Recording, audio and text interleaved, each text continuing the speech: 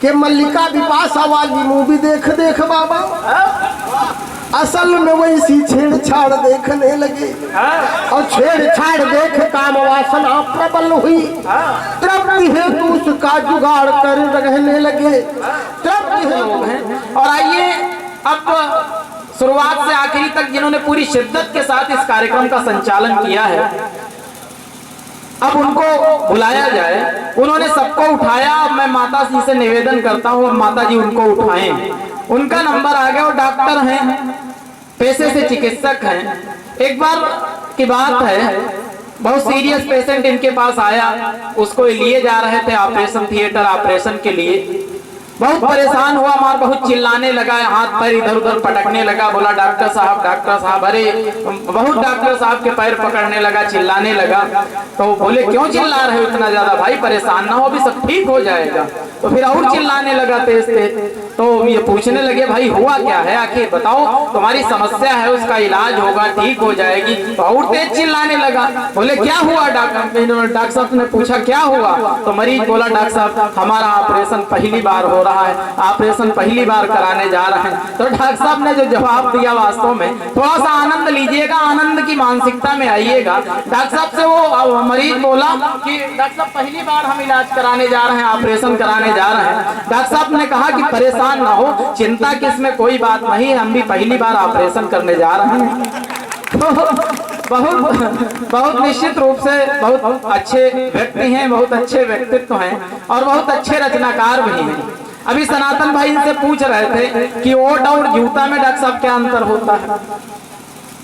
तो ओट और जूता में क्या अंतर होता है? तो सनातन भाई को डॉक्टर साहब ने जवाब दिया कि ओट पढ़ते हैं तो गिने जाते हैं। हाँ, समझ में आई हो तो दोनों हाथ खड़े करके जोरदार ताली बजाओ। और जूते पढ़ते हैं तो गिने नहीं जाते हैं। अच्छा, डॉक्टर साहब तो चिकित्सक तो हालांकि थे, लेकिन पहले परिवार नियोजन में ड्यूटी करते थे, परिवार नियोजन डिपार्टमेंट में। लेकिन जब इनके खुद 7 बच्चे हो गए तो विभाग से बाहर कर दिए गए, निकाल दिए गए। तो बहुत अद्भुत आदमी हैं, बहुत विचित्र आदमी हैं। मैं इनको प्रणाम करता हूं। और आइए थोड़ा सा मन बनाइए, ये आपको हंसाएंगे, गुदगुदाएंगे। ये हंसने और हंसाने की बात है, लेकिन निश्चित रूप से ये बड़े रचनाकार हैं और निश्चित रूप से ये यश अवस्थी जी ने बड़ा मेहनत किया जो वो इस मंच तक उनको ला पाए। अभी हम सुनेंगे उमा शरण वर्मा करुण जी, जो देश के वरिष्ठ गीतकार हैं। उनके लोकगीत निश्चित रूप से कानों से आपके हृदय तक, कलेजे तक उतरेंगे, मेरा ऐसा विश्वास है। मैं 4 पंक्तियां इनको सौंपता हूं। भी कोई कह रहा था इनको डेरा प्रमुख, कौन कह रहा था पीछे? प्रीत बैठी है, वही कह रहे। देखिए मैं भाई ये नहीं कह सकता हूं, लेकिन मैंने सुना किसी ने डेरा प्रमुख इनको कहा। तो आइए मैं 4 पंक्तियां। अभी हाँ, सनातन भाई कह रहे थे, एक बात और याद आई। सनातन भाई जब आए, सनातन भाई कह रहे थे डॉक्टर साहब नहा के आए हो? सनातन भाई डॉक्टर साहब से पूछने लगे नहा के आए हो? तो हमने इनसे कहा कि पानी आने की बात करते हो, दिल जलाने की बात करते हो। इन्होंने महीनों से मुंह नहीं धोया, तुम नहाने की बात करते हो। तो आइए मैं 4 पंक्तियां इनको सौंपता हूं और पूरी शिद्दत के साथ, पूरी ऊर्जा के साथ इस कवि सम्मेलन को अब महोत्सव में बदल दीजिएगा। इतने बचे हुए शेष विशेष लोगों की नवरात्र का व्रत छोड़कर रमजान हो गए, कि नवरात्र का व्रत छोड़कर रमजान हो गए, खुशबू लगाकर इत्र की दुकान हो गए, और इस्लाम में है 4 बीवियों की इजाजत, ये सुनते ही पंडित जी मुसलमान हो गए। तो आइए ये तालियां ऐसे कलमकार के लिए कम हैं। एक बार दोनों हाथ खड़े करके जोरदार तालियों के साथ अभिनंदन हो आदरणीय श्रद्धेय डॉक्टर सर्मेश शर्मा जी। हमारे बारे में बहुत कुछ बताया। दरअसल जो मरीज की बात कर रहे थे वो मरीज यही थे। अब आदमी घुमा फिरा की बात करता है, पढ़ा लिखा आदमी घुमा फिरा की बात करता है, ये भी वही कर रहे थे। नहीं, पढ़े लिखे ही तो हैं आप, इसीलिए तो घुमा फिरा रहे हैं। अभी इन्होंने कहा मेरे बारे में कि इन्होंने 7 दिन से मुंह नहीं धोया, आप नहाने की बात करते हो। हम कहते हैं हौसलों को आजमाना चाहिए।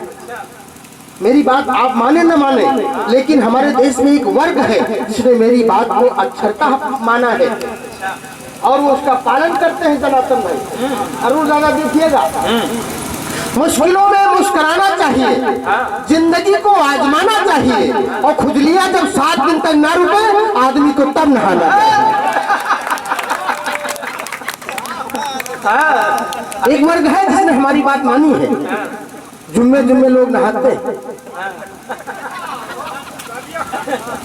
आइए, मुझे भी का पाठ करने का अवसर मिला है। अभी डॉक्टर साहब खुजली हुई नहीं, अब तो लग रहा है। आइए, मंच पर बड़े अच्छे अच्छे कलमकार हैं, मैं पढ़ूंगा और जब तक एक श्रोता बचेगा तब तक पढ़ूंगा। ये 4-5 बेटियां बैठी हैं। आज मैंने मन बनाया था कि मैं बेटियों के लिए, बहुओं के लिए गीत पढ़ूंगा, लेकिन वो संख्या नहीं बची है, इसलिए अगर दोबारा कुछ माताएं बहनें आ जाएंगी तो मैं पढ़ूंगा, अन्यथा वो नहीं पढ़ूंगा। पढ़ने में कोई मतलब नहीं है। आइए, आपको काव्य की रसधारा से जोड़ता हूँ, अपनी वंदना की 4 पंक्तियां पढ़ता हूँ और सीधे आपसे रूबरू होता हूँ। सदा सौहार्द की संवेदनाएं लेके चलते हैं, प्रफुल्लित हो सभी ऐसी फिजाएं लेके चलते हैं। जमाना लाख दुश्मन हो हमारा कुछ न बिगड़ेगा, हम अपने बाप माँ गुरु की दुआएं लेके चलते हैं। बहुत सुंदर। हम अपने दुआएं साथ लेते, कीमती वक्त को बातों में ही जाया नहीं करते, लफंगी हाथ श्रोताओं के सर खाया नहीं करते। जमाने भर में शोहरत है मेरी सर्वेश यूं यारो, हम अपने बाप माँ की बात ठुकराया नहीं करते। बहुत सुंदर। इतना अच्छा सुन रहे, भीड़ बहुत थी, भले भाड़ में चली गई है, लेकिन जो लोग बचे हैं वो 24 कैरेट का सोना मेरे लिए बचे हैं। बिल्कुल। काव्य के बारीकी लोग बैठे हैं, मैं पढ़ता हूँ। अभी बाबाओं की बात की, बाबा इससे खराब नहीं हुए। बाबा को खराब करने में फिल्मी दुनिया, इंटरनेट और पीछे जो दूरदर्शन बैठे, इन सबकी बहुत बड़ी भूमिका है। समझने वाले तो समझ ही जाएंगे, हमें क्या कहने की जरूरत है। देखिएगा 4 पंक्तियों में बाबा क्यों खराब हुए कि मल्लिका बिपाशा वाली मूवी देख देख बाबा असल में वैसी छेड़छाड़ देखने लगे, और छेड़छाड़ देख काम वासना प्रबल हुई। तृप्ति हेतु उसका जुगाड़ कर रहने लगे, तृप्ति हेतु उसका जुगाड़ करने लगे।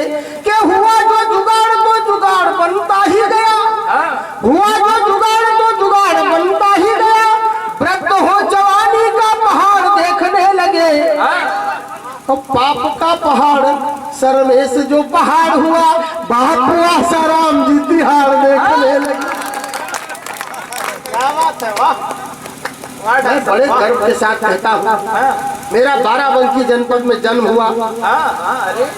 बाराबंकी जनपद के एक साधु ने बाराबंकी जनपद को पूरे विश्व में पहुंचाया।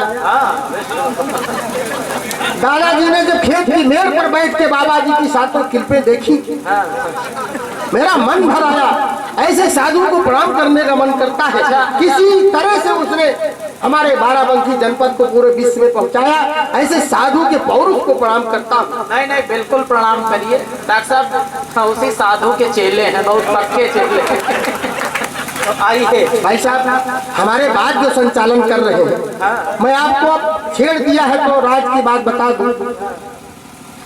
जब किसी पे मुसीबत आती है तो उससे मिलने वाले कम हो जाते हैं। अन्यथा जब बाबा जी का जलवा था तो अग्निपति जो हर बृहस्पतिवार को आश्रम जाया करते थे। इनका जो बड़ा वाला लड़का है बाबा जी के आशीर्वाद से है, और नहीं कवियों को भी ले जा रहे थे। वह हमसे कहे चलो डॉक्टर साहब एक बार बड़ी अच्छी व्यवस्था, तो हम भी मन मनाए थे, लेकिन तब तक बाबा जेल हो गई, भाई साहब हमारी इज्जत बच गई।